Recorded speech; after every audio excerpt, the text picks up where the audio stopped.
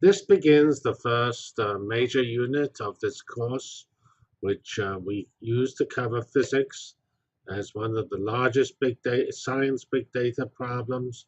It also happens to be an area I'm reasonably familiar with, as my PhD is in this area, and I actually used to do physics experiments, which were naturally smaller than this because they were done many years ago, and but they certainly give me a reasonable good overview of what's going on here.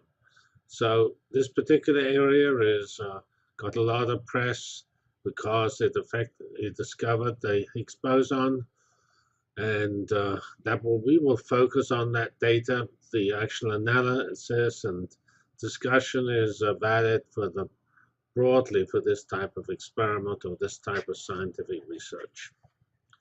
I should also point out this is one of the so-called largest of the big science areas because everything is done on the most enormous scale, from the accelerator through the teams of people who work together to find results from the accelerator. As always, we have our big data ecosystem using clouds, running data analytics collaboratively. The collaboration is clear in this example here because we have over 3,000 people on a single collaboration analyzing data. Clouds are not so clear because although they are used and clearly work quite well. The analysis for these particular experiments was set up well before clouds were available, and so they have features in common with clouds. They are formally set up as a grid across the world, but they're doing the types of problems that are going to be well done on clouds. The data will turn out to be clearly big data because we have 15 petabytes per year, and we are solving problems in physics informatics. And here is our usual collage. You will not find physics informatics here. That term is not used, even though it's practiced. It's sort of interesting how some fields always use the term informatics, some sometimes use it, and others, like physics, never use it.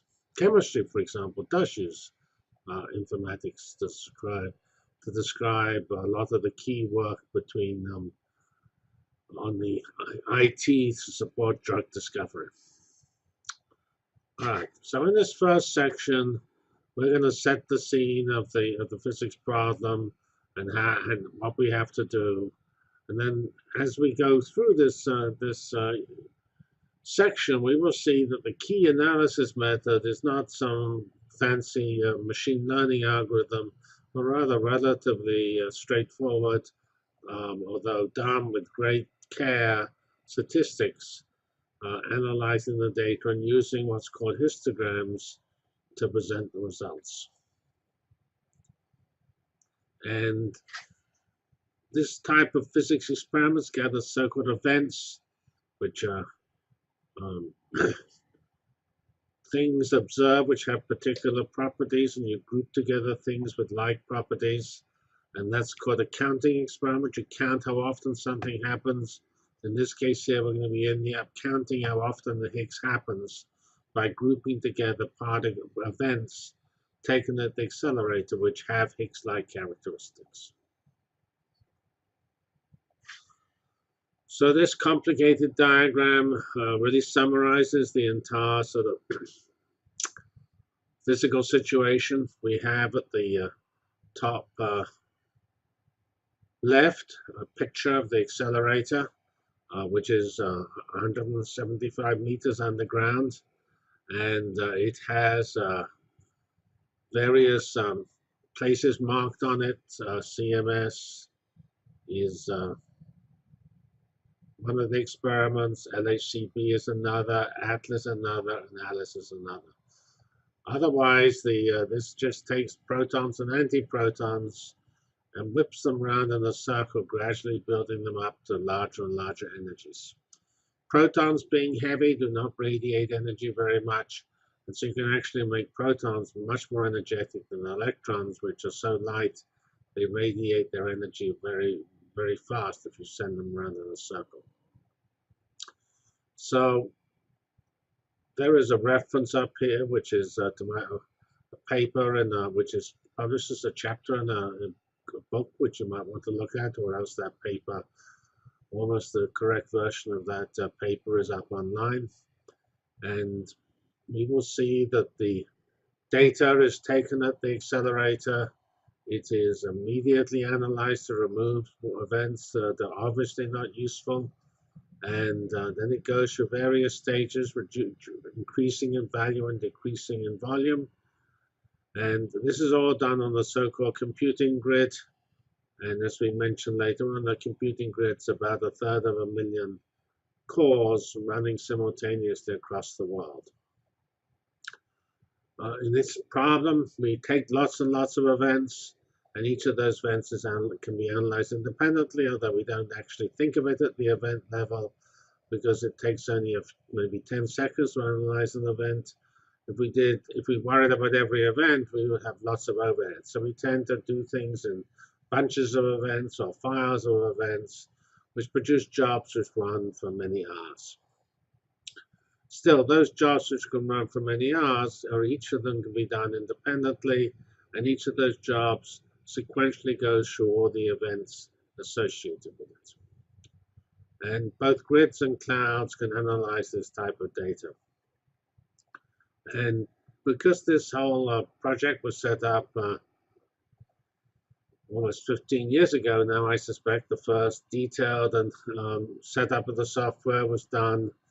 They are using the technologies of that time, which is grids, and not the technologies of the day, which are clouds. And as it's working, there is no need to switch. Whether it's a good idea to switch in principle is sort of irrelevant.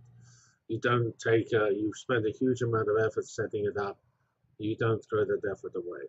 Note that an interesting feature of this whole problem is the huge amount of effort was spent in getting the software to work. This field, like other big science fields, knows that software is very important and data analysis is very important. So all of that was planned and tested many, many years before the first events rolled out of the accelerator.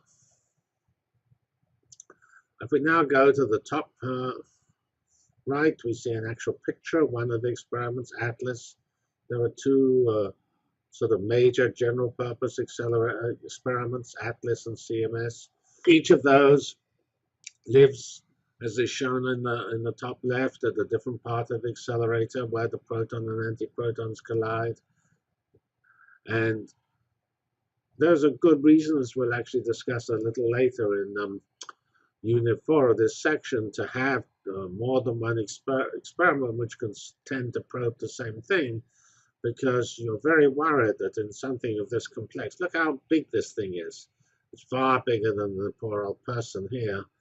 And so the chance of making a mistake and assembling it wrong, and when you assemble it, putting in a bias that gives you the wrong answer is rather, I don't know, it's high because these are done with highly competent people, but it's worrisome.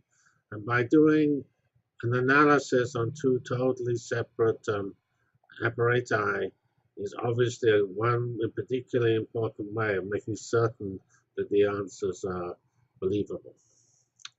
So here it points out that the tunnel, which is shown, effectively shown here in this symbolic picture, which overlays the accelerator underground on a picture of somewhere near Geneva, and crossing actually the France-Switzerland boundary. That's 27 kilometers, 17 miles in circumference. As we mentioned, there's 15 petabytes per year, and exactly that number is sort of a formal number. Maybe it's sometimes half that and sometimes double that, and because they sometimes run the accelerator more often than other times. They improve the accelerator, so they take it down. They switch it off to save electricity and things like that. So, and sometimes it even goes wrong. They have to switch it off to correct the apparatus. And this set of 350,000 cores is called the LHC computing grid, and they're sort of arranged across the world in a three-level structure. We have at the top level CERN, which is the laboratory where this accelerator is situated. That processes some pretty large, maybe 20% of the data. Then we have tier 1, which says one or more in the major continents, so that there is a tier 1 also for each experiment, and those are national level facilities, and then tier 2 are regional level facilities. Indiana University, where I'm situated, has a tier 2 Atlas computing environment. And then formally tier 3 is sort of the user. So we have host accelerator, national facilities, regional facilities, physicists analyzing the data. And to give this example here of CMS, it had 7 tier 1 and 50 tier 2 facilities. One thing I've not discussed yet is this Higgs event. And so we have these protons and antiprotons colliding head on. And then when they collide, all sorts of disaster happens. They break up into hundreds of particles. And these hundreds of particles are tracked in various ways in this apparatus. The tracking is different depending on the nature of the particles. Some hardly interact. Some interact, but they interact due to their charge. These are the actual tracks you see here. These are charged particles being measured in what they're deposited when they go through chambers and things like that, full of gas that will respond to their passage. Other particles are only seen through the cascades that are produced when they enter into, say, heavy metal. That's something like photons, or which come from either directly from the collision, but more likely from the decays of particles, like the pi zero, which always decays into 2 photons. And so here you see this rich record of the event. Of course, this is just a picture. The actual event is really recorded by the parameters of all these lines. These things here are the energy deposited in so-called calorimeters, which measure these showers produced when particles go into them. So all these experiments consist of they understand very well how the different types of particles interact with matter. They put together a set of devices which record this interaction. They do it over as wide a range as possible, and they are particularly sensitive to do where it's most important. And the most important is sort of around here in the sides, because the particles that go straight when the proton and antiproton collide, most of the activity goes straight forward or straight back in most events, and that's not so interesting. That's the most common events. We're looking at rather uncommon events, those that produce remarkable scientific new particles like the Higgs. Those tend to go off sideways, and that's how I actually detect them. A lot of energy going in directions that the typical event doesn't do anything. Getting rid of all these uninteresting events where nothing much happens is the purpose of the hardware trigger, the actual experimental apparatus, and also a cluster that takes the data immediately from the apparatus and runs it through a filter to remove as many possible of the uninteresting events.